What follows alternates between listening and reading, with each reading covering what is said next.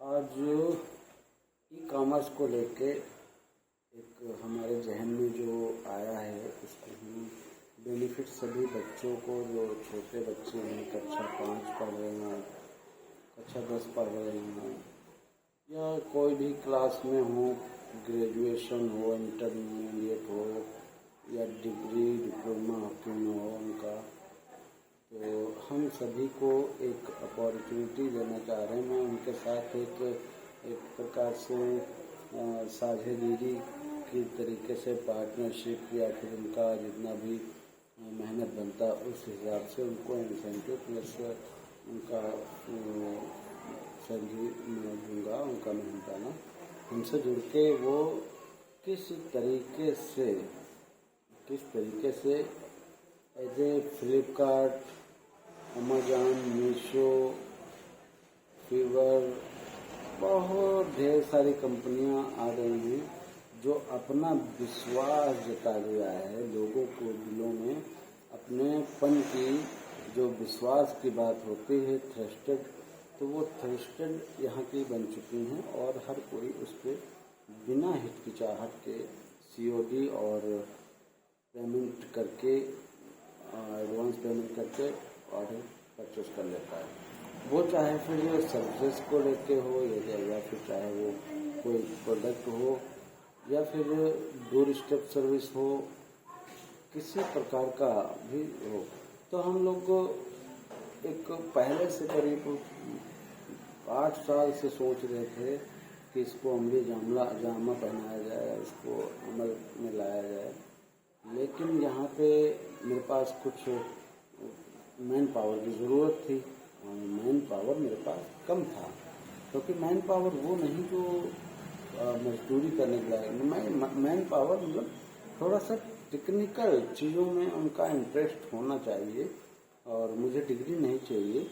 किसी के पास डिग्री नहीं है, इस टाइप के कोर्सेज भी नहीं है, लेकिन उसके अंदर जिज्ञासा है, सीखने की ललक है, सीखने का एक हर वक्त तैयारी रहती है और वो नई नई चीज़ें सीखता रहता है।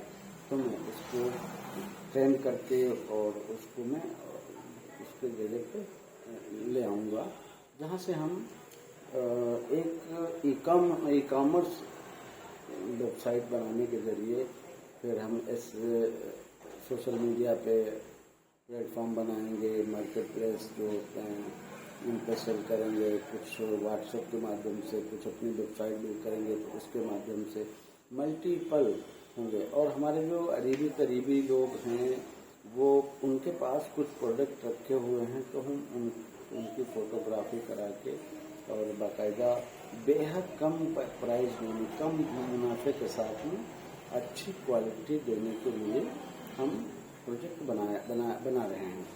तो इसमें हम एज का कोई बाउंडेशन है नहीं, कोई भी बच्चा बच्ची और अपने घर से फ्रीलांसर अपने घर से कर सकता है। तो यहाँ पे अपॉर्चुनिटी जो है वो ये है कि डिजिटल मार्केटिंग थोड़ा सा सीखे, कुछ तो वो अपने आप सीखेगा, बहुत ढेर सारी हम सिखाएंगे, फिर उसको अपने आप आता रहेगा, फिर वो करेगा, फिर उसका जो अध्ययन है वो मजबूत होता चला जाएगा, जो प्रैक्टिकल है वो अपना मजबूत होता चला जाएगा।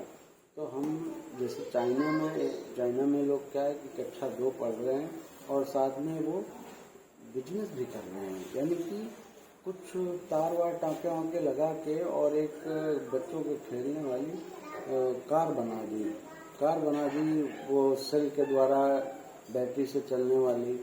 तो कक्षा 2 में ही पढ़ रहे हैं पर उनको टेक्निकल ज्ञान कहाँ तक हो गया, बहुत सारा हो गया, क्योंकि वो वहाँ पे सिलेबस को इसलिए चलाया जाता है कि इनको बड़े होंगे जब तो अपने पैरों पर जब ये खड़े होंगे, इनको जो अब आय की ज़रूरत पड़ेगी तो इनकम इनका यहीं से आना है।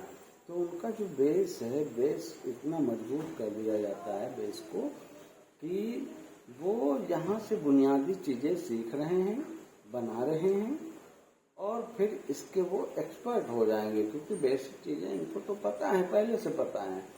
लेकिन जो चीज़ें नहीं पता है वो उनके आगे की जैसे जैसे क्लास बढ़ेगी, 5th में आएंगे, फिर 6th में आएंगे, 8th में आएंगे, फिर 10 में आएंगे, फिर 12 में आएंगे, फिर एक वो ग्रेजुएशन करेंगे, फिर वो किसी वोकेशनल ट्रेनिंग लेंगे।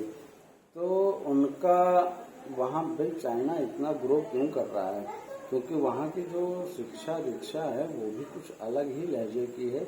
वहाँ पर ऐसा नहीं है कि पैसे की धन उगाही केवल स्कूल वाले करें, ऐसा नहीं है। वहाँ पे चीज़ें एक्चुअल में सब आ गई हैं सामने। उनका जो शिक्षा का तंत्र है वो भी बहुत गजब का है, और उसको हम उसी के मॉडर्न पे उसी की कॉपी करके अगर हम कुछ कर रहे हैं तो जाहिर सी बात है कुछ बढ़िया होगा। और मैं तो ये मूड में हूँ कि कॉपी ना करके बल्कि एक कदम आगे, उनसे भी आगे हम चलें। क्योंकि जो हमारे सब्जेक्ट में पढ़ाया लिखाया जाता है उसमें कि कहीं कोई एआई का जिक्र नहीं होता, जो आर्टिफिशियल इंटेलिजेंट है, या फिर और भी कंप्यूटर में जो ढेर सारे प्रोग्राम होते हैं जिसमें घंटों का काम मिनटों में हो जाता है, उन टूल्स के बारे में हमें नहीं सिखाया बताया जाता है। ये भी नहीं बताया जाता है कि आप नौकरी नहीं करोगे तो फिर और क्या कर सकते हो। तो कोई वोकेशनल ट्रेनिंग नहीं दी जाती, वो सबको पढ़ाया जाता है। उनमें से कोई डॉक्टर की बनता है, कोई एक इंजीनियर बनता है, कोई एक ठेकेदार बन जाता है, कोई एक मजदूर बन जाता है, रह जाता है। तो कहीं ना कहीं पढ़ाई एक ही हो रही है, फिर वो अपने लक के वजह से, अपनी उसकी वजह से कि उनके जो पैशन है, उनका पैशन की वजह से अपना अलग अलग सेक्टर में जाते हैं। और पढ़ाई एक ही है, स्कूल एक ही है, टीचर एक ही है, सब कुछ एक ही है। तो कैसे, ऐसा कैसे? तो सबका अलग अलग होना चाहिए, उसमें छटनी हो जाए, और छटनी होने के बाद में जो बच्चा जिस कैटेगरी का निकल के आए उसको उस कैटेगरी को मिला के पढ़ाया जाए। जैसे कि फॉर एग्जांपल 5 सब्जेक्ट आपके और हो गए, तो एक 6वां सब्जेक्ट आपको उनके जो चाहते हैं, जिनको उनमें इंटरेस्ट है, उस सब्जेक्ट को भी इन्वॉल्व कर दिया जाए तो कितना मजा आएगा। उनको सीखने में, समझने में कितनी एकाग्रता होगी, वो कितना ध्यान से सीखेंगे। और क्या नहीं लगता है कि वो जब हो जाएंगे किशोरावस्था के ऊपर, जब वो वाकई में लायक हो जाएंगे अपना व्यवसाय को करने के लिए, तब तक के लिए उनको उनका जो बेस बना होगा, बेस वो इतना मजबूत होगा, इतना मजबूत होगा कि वो बहुत कुछ करने योग्य बन जाएंगे। तो ये तो हम दूसरों के लिए नहीं, मैं बनाने जा रहा हूँ, मैं करने जा रहा हूँ। स्कूल के बाद बच्चों को सिर्फ और सिर्फ ये बताना होता है कि कैसे कैसे हम अर्निंग कर पाएंगे, पैसे कमा पाएंगे, और उसके लिए लाइव एग्जाम्पल के तौर पे अर्निंग उनकी होगी भी। एग्जाम्पल नहीं होगा, वो जीता जाता उदाहरण होगा कि वो काम करेंगे, काम करने के बाद उनकी कुछ दिनों में, कुछ समय के बाद वो उनका ऑनलाइन प्रोडक्ट बिकेगा, और ऑनलाइन प्रोडक्ट बिकने के बाद फिर उनसे उनको पैसा आएगा। तो वो पैसा क्या आएगा? उनकी कमाई का होगा, उनके बिजनेस का होगा, और उनके खुद का कमाया हुआ धन होगा। क्या वहाँ से प्रोत्साहन नहीं होगा? वहाँ से बहुत ज़्यादा जो मनोबल है वो बढ़ेगा, और बहुत सारा प्रोत्साहन होगा। तो इसलिए स्कूलिंग का जो टाइम है वो अपना करते रहें, और स्कूलिंग के बाद बच्चों को हम सिखाएंगे कि बिजनेस में कैसे घुसना है, और बिजनेस में बहुत सारा पैसा न लगा के बल्कि केवल डिजिटली रूप से ई-कॉमर्स तैयार करना है, वो भी बहुत ज़्यादा इन्वेस्टमेंट न करके।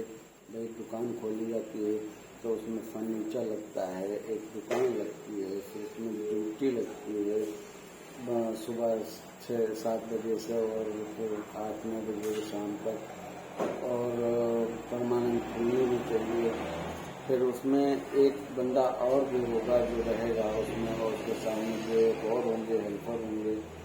तो बड़ा कठिन काम, और एक उसमें एक टारगेट भी होता है कि हमारे जो आस पड़ोस के 4 गांव हैं, या 5 गांव या 10 गांव हैं, विलेज हैं, तो वो वही उसी विलेज के लोग हमारे यहाँ आएंगे। उसमें से 4-5 दुकानें या 8 दुकानें और भी हैं इसी कैटेगरी की, तो जाहिर सी बात है उसके यहाँ भी जाएंगे। ज़्यादातर उसके यहाँ जाएंगे जिसके यहाँ से उसको बढ़िया से कुछ लगेगा, रेट लगेगी और उसका मिजाज लगेगा, स्वभाव लगेगा, तो उसके यहाँ ज़्यादा जाएगा कस्टमर। जाहिर सी बात है, जिसके यहाँ पूरी रेंज मिलेगी तो उसके यहाँ जाएगा। लेकिन अब दिन के बढ़ते हुए बीतते हुए दिनों की अपेक्षा आजकल ऑनलाइन जो परचेस करने का एक बन गया है वो बहुत तेज़ी के साथ उभर रहा है। उसमें उसको क्या रहता है कि अगर पसंद नहीं आया तो रिटर्न पॉलिसी रहती है, जिसके रिटर्न पॉलिसी के तहत वो अपना प्रोडक्ट वापस कर सकता है और दूसरा कोई ले सकता है, या अपना पैसे को अपने रिफंड ले सकता है, वापस ले सकता है, या अगर साइज़ का इशू है तो साइज़ उसको सही से मिल जाता है। तो ये सब रहता है उसमें चीज़ें। तो ये सब चीज़ें इसलिए रहती हैं, इतनी अगर सरलता न दी जाए तो ऑनलाइन सिस्टम वो ठप हो जाता है। लेकिन कस्टमर के हक में अगर ये सब दिया गया है तो उसकी वजह से ये फल फूल रहा है और ये और ज़्यादा फल फूलेगा, ये ज़्यादा और ग्रो करेगा, क्योंकि अभी तक तो यहीं तक था। अब तो मेडिसिन भी आ गई हैं और एक कुछ भी सब कुछ आ गया है। ऐसा कुछ अब नहीं बचा है, थोड़ा बहुत जो बचा है वो तो सीधे आ ही रहा है। तो उसी को लेकर एक ई-कॉमर्स होगा, उसमें दुनिया के सारे आइटम हों, रेंडमली जो सामने आ जाए, एनालिसिस में लगे कि किस किस चीज़ की ज़रूरत है, हम उस चीज़ को इसमें जोड़ेंगे और उस चीज़ को लेके अपने पहले हम शुरुआत करेंगे, नज़दीक के लोगों को टारगेट करेंगे और अपने ज़िले के लखीमपुर खीरी वालों को टारगेट करेंगे और उसके बाद धीरे धीरे हम एक एक ज़िला और बढ़ाते चले जाएंगे। तो इसमें ये होगा कि हम एक सर्विस अच्छी देंगे लोगों को, और सर्विस देने के लिए बहुत सारे इसमें मैन पावर की ज़रूरत नहीं रहेगी, क्योंकि ऑलरेडी सभी कंपनियां जो पार्सल कंपनियां हैं, पोस्ट ऑफिस हैं और ई-कार्ट हुआ, डिलीवरी हुआ, तो ये सब पहले से ही काम कर रहे हैं और ये एक ऐसी सुविधा देती है कि जहाँ से हम बोलेंगे वहाँ से प्रोडक्ट को पिकअप करती हैं, उठाती हैं और जहाँ पे हम भेजना है वहाँ तक वो प्रोडक्ट को लेके जाती हैं और डोर स्टेप यानी कि उसके घर दरवाजे तक वो प्रोडक्ट भेजती हैं। तो उसमें क्या रहता है कि बहुत सारे जो पैसे हैं वो बचते हैं अन्य किसी एक्सपेंसेस से, जैसे कि ये डायरेक्ट हमको एक फैक्ट्री से मिलेगा और फैक्ट्री से मिलने के बाद में हमने सीधे कस्टमर को दिया, तो उसमें जो AM होते हैं, ACM होते हैं या फिर डिस्ट्रीब्यूटर होते हैं, डिस्ट्रीब्यूटर के बाद जिला में रिटेलर को बेचा जाता है, फिर रिटेलर को भी कुछ चाहिए होता है, तो ऐसे में वो बहुत ही कॉस्टली पड़ जाता है। लेकिन हम यूनिक चीज़ ऐसी कुछ लाएंगे जो कि वाकई में सीधे हमारे मैन्युफैक्चरर या जिस कंपनी ने बनाया वहाँ से उसके माल मेरे पास आया और हमने सीधे कस्टमर को दिया। तो जो बीच के बिचौलिए तमाम लोग होते हैं वो सब इस चीज़ को नहीं, उनका मुनाफा यहाँ पे कट जाएगा, उसका बेनिफिट सीधा और सीधा कस्टमर को होगा। तो कस्टमर को जो फायदा होगा तो वो जाहिर सी बात वो हमसे जुड़ा रहेगा और वो कंटिन्यू हमारे साथ अपने एज ए कस्टमर और रिटेलर आपको ये सर्विसेज देते रहेंगे और आप लेते भी रहेंगे। इस तरीके से मल्टीपल सर्विसेज होंगी, लाइक सर्विसेज के बारे में हेल्थ संबंधी टेस्ट वगैरह जो भी टेस्ट होते हैं, फॉर एग्जांपल जैसे CBC हुआ, लिपिड प्रोफाइल हुआ, टाइफाइड हुआ, टाइफाइड कार्ड हुआ और इसके साथ साथ HB हुआ, बहुत से होते हैं, SGOT, SGPT हुआ। तो ये सारे टेस्ट यहाँ पे लगा के छोटे से और बहुत बड़े बड़े सारे टेस्ट बड़े। और हाँ, यहाँ पे एक चीज़ और बता दें, ये सारी कंपनियां जो रहेंगी वो सारी कंपनियां नंबर 1 और बहुत ही luxury top listed multinational companies की रहेंगी, यानी MNC मतलब मल्टी नेशनल कंपनी की रहेंगी। तो इसमें हाँ आपको ज़्यादा देखना नहीं रहेगा। अगर आपको बता दें कि टाटा का प्रोडक्ट है, जाहिर सी बात है आपको बहुत ज़्यादा कोई संकोच नहीं होगा, आपको कहीं इसके बारे में ज़्यादा और जानकारी लेने जुटाने की जरूरत नहीं है। वो आप जानते हैं कि आप के बचपन से लेकर अभी तक टाटा हुई और बाहर हुआ, धान का हुआ, या और हम किसी कंपनी को बात करें किसी टाइप की और प्रोडक्ट की, तो इस टाइप में मतलब मल्टीपल चीज़ें हैं जिनमें कि मोस्ट कंपनी मल्टीनेशनल कंपनी यानी एमएनसी के प्रोडक्ट को बेचने में कोई हर्ज नहीं है और उसमें बहुत ज़्यादा पहचान के मोहताज भी नहीं वो कंपनी होंगी। वो आपको ज़रूर अपनी तरफ से आकर्षित करेंगे। तो बस यही है कि अब इसकी शुरुआत करने का जो भी युवा युवती काम करना चाहते हैं, ज़रूरी नहीं कि वो मेरा ऑफिस आएँ, वो अपनी जगह पर बैठ के फ्रीलांसर काम कर सकते हैं और फिर धीरे धीरे ग्रो करेंगे। तो ग्रो करने के बाद वो उनका पैकेज और सैलरी भी सेट हो जाएगी। लेकिन सबसे पहले क्या करेंगे कि इसकी शुरुआत करेंगे। तो शुरुआत में उनको हम इन्वॉल्व करके उनके कुछ आइडिया लेंगे, उनके कुछ फीडबैक लेंगे और फीडबैक लेने के लिए हमें ज़रूरत पड़ेगी कुछ लोगों की। तो ऐसे में जो जुड़ना चाहते हैं हम उनका वेलकम करते हैं और वो हमसे जुड़ के सीधे हम हमारे साथ पार्टिसिपेट कर सकते हैं। अपने कुछ ऐसे यूनिक आइडियाज़ मुझे दे सकते हैं जिससे कि मैं उनके आइडिया को अपने इस भावी बिजनेस में इन्वॉल्व कर सकूँ, शामिल कर सकूँ।